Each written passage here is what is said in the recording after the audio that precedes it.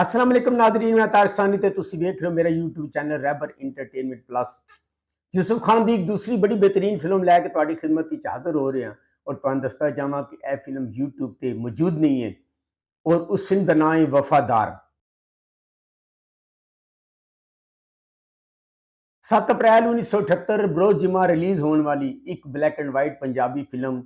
और इस फिल्म नूं आम्बई पिक्चर ने रिलीज़ किया सी और मैं तुहानूं दस चुकिया कि इस फिल्म की एक सोशल मौजू ते बनाया गया है और यह फिल्म यूट्यूब ते मौजूद नहीं है।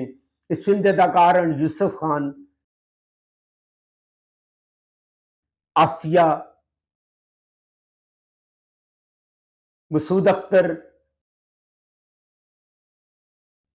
बहार, निमो, फाजिल भट्ट, नेयर सुल्ताना, अमरोजिया, सावन, रुखसाना, खियाम,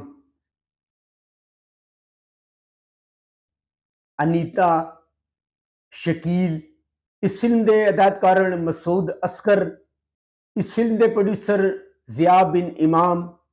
एदा म्यूजिक दिता है वजाहत अतरे ने, एदे गुलकार मेहदी हसन, नूरजहान, नाहिद अख्तर, शायर ख्वाजा परवेज, कैमरामैन एम लतीफ। इस फिल्म के जोड़े अच्छे गाने मशहूर गाने एवन आ कोल मेरे मैं कोई गैर ते नहीं, नाहिद अख्तर की आवाज विच, क्यों प्यार के इजाज से डरते हैं, नूरजहां की आवाज विच, दिल तड़के चुप करके अज मेरा जी करदा, नूरजहां की आवाज विच,